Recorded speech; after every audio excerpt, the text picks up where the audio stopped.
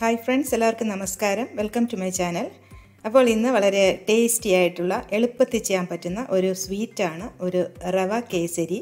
അപ്പോൾ 10 മിനിറ്റിൽ നമുക്കിത് റെഡിയാക്കി എടുക്കാം. ഇപ്പോൾ ഗസ്റ്റൊക്കെ വരുമ്പോൾ പെട്ടെന്ന് തന്നെ ഉണ്ടാക്കിയെടുക്കാൻ പറ്റുന്ന ഒരു സ്വീറ്റാണ് ഈ റവ കേസരി. അത് നമുക്ക് പല രീതിയിലുണ്ടാക്കാം. ഞാനിവിടെ നല്ല പീസുകളായി മുറിച്ച് എടുക്കാൻ പറ്റുന്ന രീതിയിലുള്ള അടിപൊളിയായിട്ടുള്ള ഒരു റവ കേസരിയാണ് ഉണ്ടാക്കിയിരിക്കുന്നത്. അപ്പോൾ നമുക്ക് സെർവ് ചെയ്യുമ്പോൾ എളുപ്പത്തിൽ തന്നെ എടുത്ത് കൊടുക്കാൻ പറ്റുന്ന രീതിയിലാണ് ചെയ്തിരിക്കുന്നത്. അടിപൊളിയായിട്ടുള്ള ടേസ്റ്റാണ്. അപ്പോൾ എല്ലാവരും കാണുക, ചാനൽ സബ്സ്ക്രൈബ് ചെയ്യണം, സപ്പോർട്ട് ചെയ്യണം. ബെൽ ഐക്കൺ കൂടെ ഒന്ന് പ്രസ് ചെയ്യണം. അതിൽ ഓൾ ഓപ്ഷൻ തിരഞ്ഞെടുക്കണം. എന്നാൽ മാത്രമേ ഞാൻ വീഡിയോസ് അപ്ലോഡ് ചെയ്യുമ്പോൾ നിങ്ങൾക്ക് ഉടനോടെ നോട്ടിഫിക്കേഷൻസ് വരും. അപ്പോൾ എങ്ങനെയാണ് ഈ അടിപൊളിയായിട്ടുള്ള റെസിപ്പി എന്ന് കാണാം. അപ്പോൾ നമ്മളിന്ന് ഉണ്ടാക്കാൻ പോകുന്നത് ഒരു കേസരിയാണ്, റവ കേസരി. അപ്പോൾ അതിന് ഞാൻ ഒരു പാൻ അടുപ്പത്ത് വെച്ചിട്ടുണ്ട്. ഇനി ഞാൻ 1/2 കപ്പ് നെയ്യ് എടുത്തിട്ടുണ്ട്. അതിൽ കുറച്ച് ഒഴിച്ചു കൊടുക്കാം.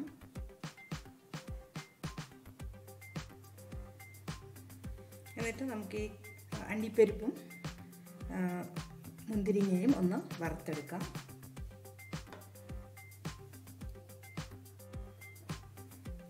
അപ്പോൾ ഞാൻ ഒരു 1/2 കപ്പ് നെയ്യിൽ കുറച്ച് നെയ്യ് ഒഴിച്ചു കൊടുത്തു. ഇനി നമുക്ക് ഈ കിസ്മിസും കാഷ്നട്ടും ഒന്ന് വറുത്ത് എടുക്കാം.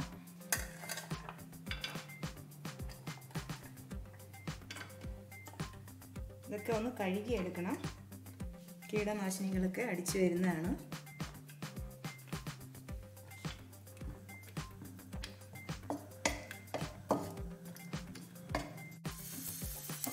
അപ്പോൾ ഇത് നല്ലപോലെ ഫ്രൈ ആയി വന്നിട്ടുണ്ട്. ഇനി നമുക്കിതിനെ വേറൊരു പാത്രത്തിലോട്ട് മാറ്റാം.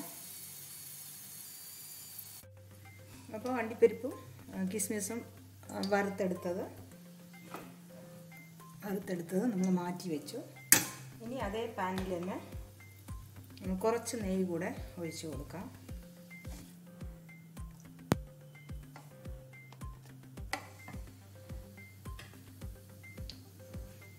ഇനി നമുക്കിതിൽ 1 കപ്പ് റവ അതിട്ട് കൊടുക്കാം.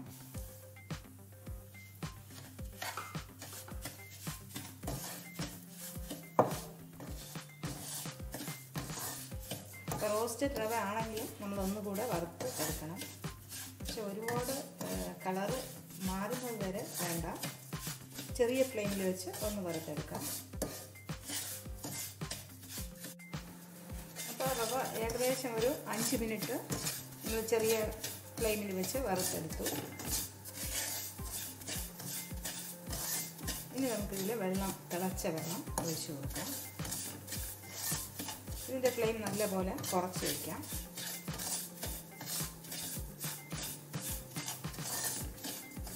ഇനി നമുക്ക് തിളച്ച വെള്ളം ഒഴിച്ചു കൊടുക്കാം.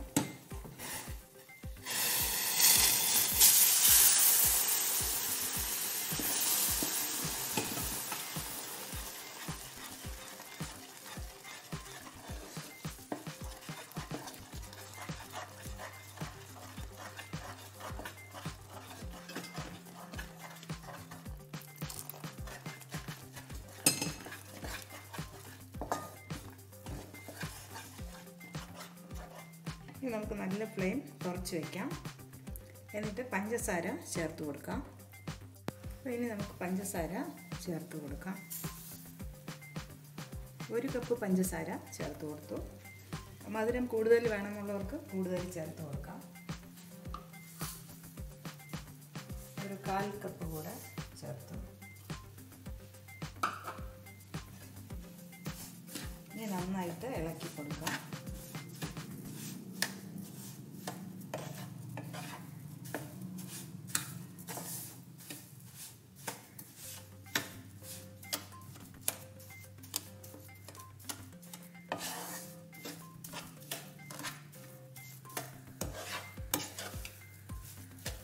ഫ്ലെയിം ഒരല്പം കൂട്ടി കൊടുക്കാം.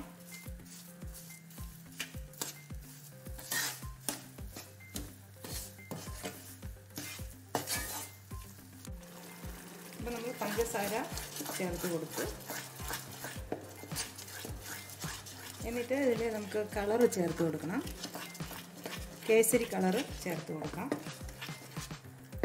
അപ്പോൾ കളറ് വേണ്ടെങ്കിൽ നമുക്ക് കുങ്കുമപ്പൂവ് കലക്കി അത് വേണമെങ്കിലും ചേർത്ത് കൊടുക്കാം.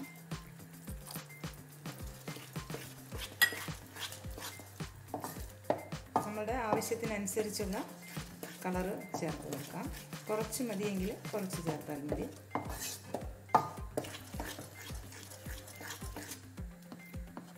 ഈ കട്ടകളൊക്കെ നമ്മൾ നന്നായിട്ടൊന്ന് ഉടച്ച് കൊടുക്കണം.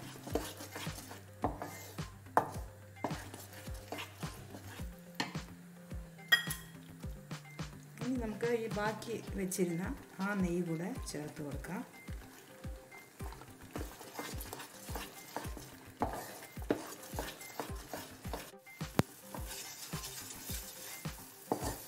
അപ്പോൾ ഈ ഒരു സ്റ്റേജ് എത്തിയിട്ടുണ്ട്.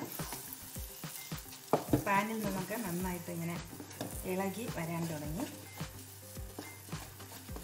നന്നായിട്ട് ഇളക്കി കൊടുക്കണം. ഇനി നമുക്ക് വറുത്ത് വെച്ചിരിക്കുന്ന അണ്ടിപ്പരിപ്പും മുന്തിരിങ്ങയും ചേർത്ത് കൊടുക്കാം. അവസാനം ഗാർണിഷ് ചെയ്യാൻ വേണ്ടി കുറച്ച് മാറ്റി വെച്ചിട്ട് ബാക്കി ചേർത്ത് കൊടുക്കാം. പിന്നെ ഒരു 4-5 ഏലക്ക പൊടിച്ചതും കൂടെ ചേർത്ത് കൊടുക്കാം. ഒരു ഹാഫ് പിഞ്ച് സോൾട്ട് വേണമെങ്കിൽ ചേർത്ത് കൊടുക്കാം. അത് നിങ്ങൾക്ക് താല്പര്യം ഉണ്ടെങ്കിൽ ചേർക്കാം. നന്നായിട്ടൊരു ബാലൻസ് ചെയ്ത് കിട്ടാനായി.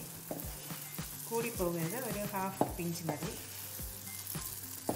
ഇങ്ങനെ ഇളകി വരുന്നുണ്ട്.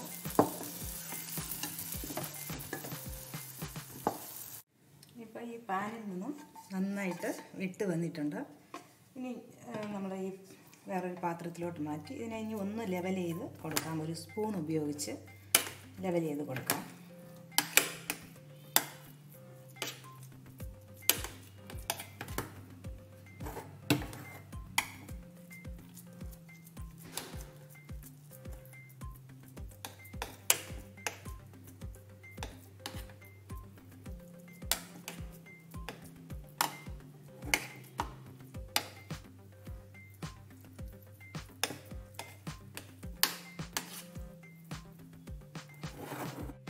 അപ്പോൾ ഞാനിവിടെ പീസുകൾ ആയി മുറിച്ചെടുത്തു.